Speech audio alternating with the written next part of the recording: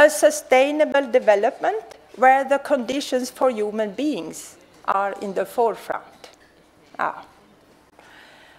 So in the 70s in Sweden, labor market issues were in focus.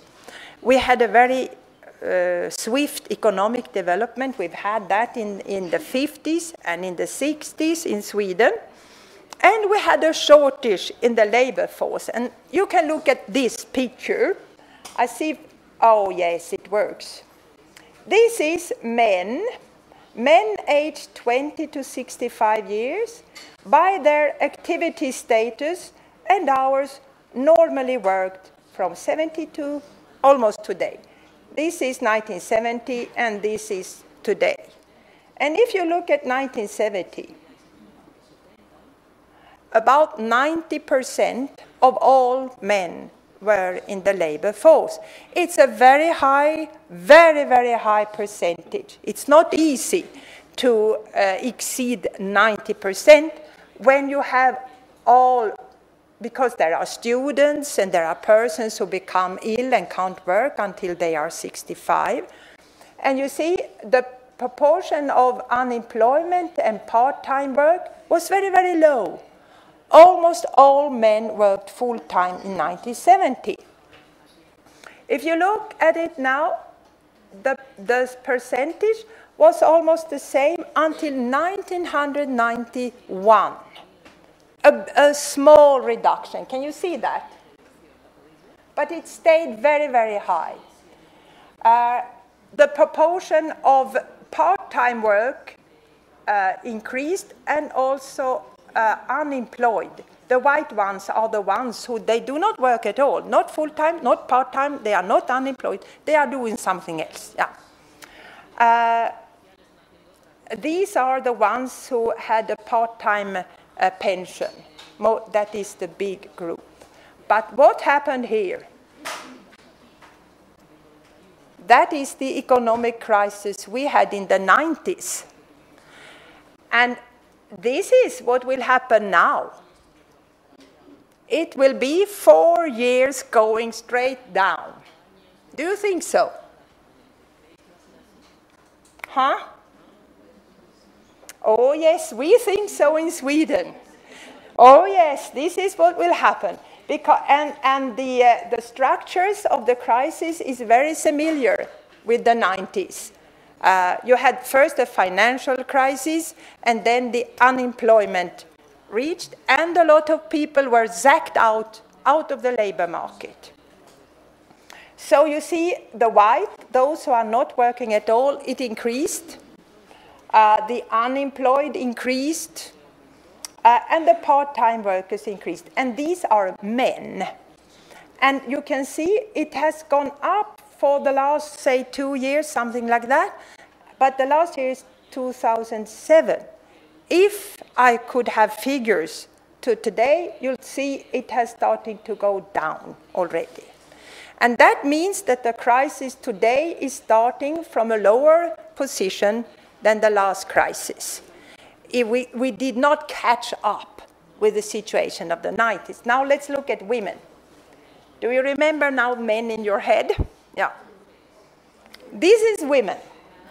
For the same time, age 20 to 64, activity status, and you can see in 1970, 60% of women were in the labor force in 1970. The majority of the ones who were in the labor force worked full-time already in 1970.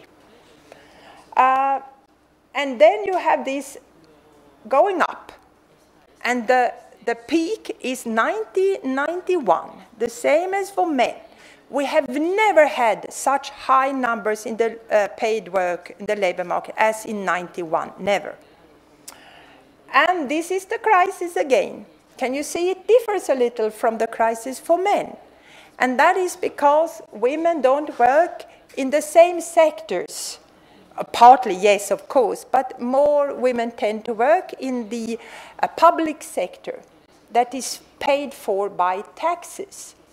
And there is, you have to, when the men get unemployed, the taxes are reduced, and then the public spendings has to be reduced, and then women tend to go down into unemployment. But now let's look at the uprising. How did that happen? Do you think it just happened? Nope. It is a result of gender equality policies. But it is also a result of the fact that gender equality demands could work together with the labor market demand. So it was a fortunate time. So in 1971, one of the first reforms was separate taxation.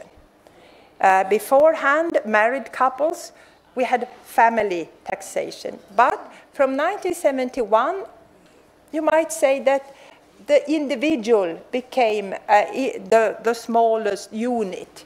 So we have economic individuals as the basis of Swedish welfare policies from 1971. I think you have, do you have separate taxation?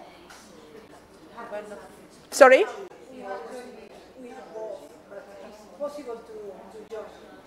Yeah? I would encourage you to work for separate taxation, because that is the basis. That is the principle. Are men and women economical individuals in the same sense, or do we have different citizenship for women and men?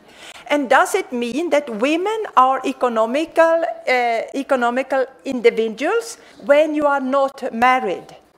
But when you marry, you lose your status of being an individual, and you become something in the family. But men still are individuals. It will be very hard to work for parental leave if you don't have a separate taxation as the basis. But we can discuss that later on. But that was the first big reform in 1971, and we could see that the labor force for women, it went up, started to rise. But this was about married women. It only affected married women. So what is the next one?